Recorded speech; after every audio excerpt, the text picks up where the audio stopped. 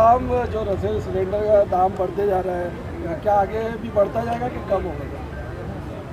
देखिए, देश जब प्रगति हो रहा है, आप जरा अपने आप में टटोल लीजिए कि आपको 5 साल के पहले कितना तनख्वाह था और आज कितना तनख्वाह है।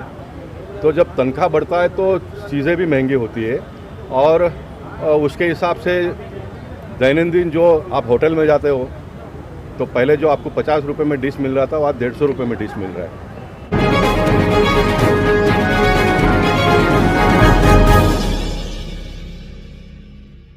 दर्शकों, स्वागत है आपका खबर फेस टू फेस में। आप देख रहे हैं खबर face to face YouTube channel और मैं हूं ज़ीशान आज़मी।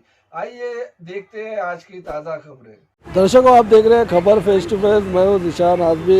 इस समय मौजूद है MCGM football ground D mart के सामने मलाड वेस्ट, जहां पर दीन दयाल उपाध्याय महारोजगार मेलावा लगा हुआ है। यहाँ पर जो बेरोजगार है, मालवनी क्षेत्र के लोग हैं, मलाड के, उत्तर मुंबई के, सब यहाँ पर आए और उन्होंने अपना यहाँ पर अप्लाई किया।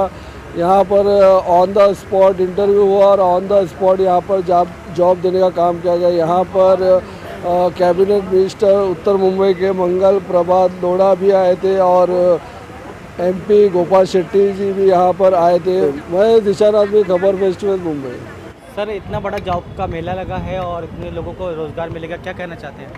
देखिए, ये उत्तर मुंबई में तीसरा जॉब मेला इस प्रकार का। चारकोप विधानसभा में हमारे योगेश सागर जी ने किया, दहीसर में मनीषा चौधरी जी ने किया और आज ये तिवाना परिवार के माध्यम से यहाँ पर मलाड में हो रहा है। और अब तक 3000 से ज़्यादा बच्चों को रोज़गार मिल गया है और आज भी यहाँ पर लगभग 1000 लोगों को तो ऑन स्पॉट नौकरी मिलेगी।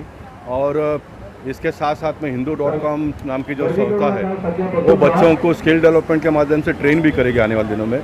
स्वयं रोजगार कैसे उपलब्ध हो, स्वयं का व्यवसाय कैसे वो प्रारंभ करे, इसके बारे में भी मार्गदर्शन होगा।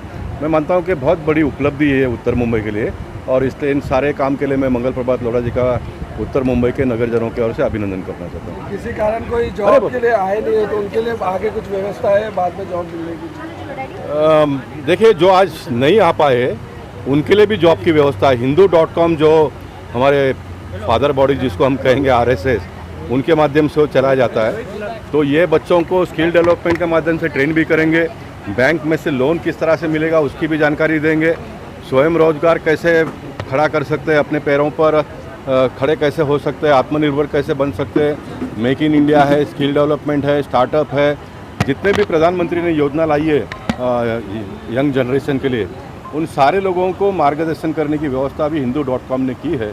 और मैं मानता हूं कि महाराष्ट्र सरकार की ओर से यह सबसे बड़ी देन है पूरे महाराष्ट्र के लिए। उत्तर मुंबई में ये तीसरा महारोजगार मेला का कैंप लग रहा है। इसके पहले चारकोप विधानसभा में योगेश सागर जी, दहीसर विधानसभा में मनीषा चौधरी जी और आज ये मलाड विधानसभा में, तीनों कैंप में मिलकर मैं मानता हूँ कि 4000 से ज़्यादा लोगों को ऑलरेडी रोजगार मिल चुका है और आने वाले दिनों में बड़े पैमाने पे लोगों को रोजगार उपलब्ध होगा। महाराष्ट्र में एक मुद्दा उठा है जिसमें कि 1 लाख लोग इसमें लव जिहाद के मैटर्स का मामला सामने आ रहा है, क्या कहना चाहेंगे आप इसमें? देखिए, वो फिगर जब महाराष्ट्र के विधानसभा में हमारे सम्मान्य मंत्री जी ने दिया है तो उनके पास कोई ना कोई आधार होगा। आधार के बिगड़ तो बात नहीं करते हैं और इस बात को तो हम सबको मानना पड़ेगा कि लव जिहाद पूरे देश को कुतर रहा है। हाँ, हिंदू समाज के ऊपर बहुत बड़ा आघात हो रहा है और सही समय पर संख्या के ओर ना जाते हुए मुद्दे में सही वास्तविकता है क्या ना, इस बात को पत्रकार जगत के लोगों ने भी लेना चाहिए। ये कोई भारतीय जनता पार्टी का मुद्दा नहीं है, ये पूरे समाज का मुद्दा है, देश का मुद्दा है, इसलिए हमको बचाना पड़ेगा। मैं बहुत बड़ी एक बात बताता हूँ, ये भगवान का शुक्र है 700 साल के पहले मुगलों ने राज किया हमारे देश पे। उन दिनों में उनके दिमाग में नहीं आया होगा ये लव जिहाद वाला मामला।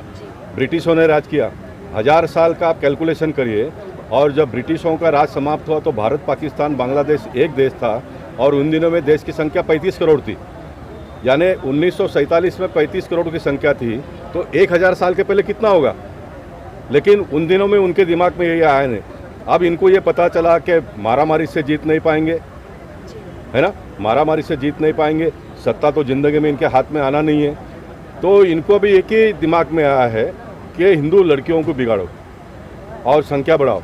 मुस्लिमों के बहनों को भी वो कहते 3-3, 4-4 शादियाँ करते हैं, एक पत्नियों से अनगिनत बच्चे पैदा करते हैं। मतलब इस तरह से संख्या बढ़ा करके देश के ऊपर कब्जा करने का वो प्रयास कर रहे हैं। इसलिए मैं मानता हूँ कि इसको हिंदू मुसलमान का मुद्दा भी ना मानते हुए मुसलमान समाज के लोग हिंदू समाज के ऊपर अत्याचार कर रहे हैं, हिंदू समाज के ऊपर अत्याचार करना यानी हिंदुस्तान के ऊपर अत्याचार करना, इस एंगल से हमने इसको देखना चाहिए। रसोई का दाम, जो रसोई सिलेंडर का दाम बढ़ते जा रहा है, क्या आगे भी बढ़ता जाएगा कि कम होगा? देखिए, देश जब प्रगति हो रहा है, आप जरा अपने आप में टटोल लीजिए कि आपको 5 साल के पहले कितना तनख्वाह था और आज कितना तनख्वाह है। तो जब तनख्वाह बढ़ता है तो चीज़ें भी महंगी होती है और उसके हिसाब से दैनंदिन जो आप होटल में जाते हो तो पहले जो आपको 50 रुपये में डिश मिल रहा था वो आज 150 रुपये में डिश मिल रहा है। मैं इस बात से सहमत हूँ कि जितना महंगा होता है उससे अधिक पैसे लोगों के हाथ में आना चाहिए।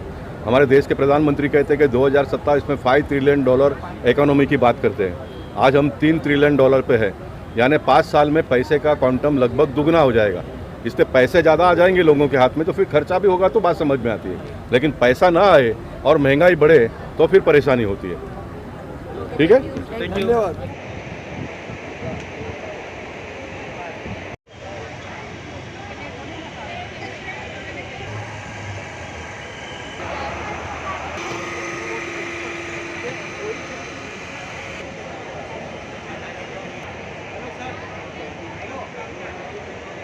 Which gives services to startup and corporates. So we hire fresh BCom graduate and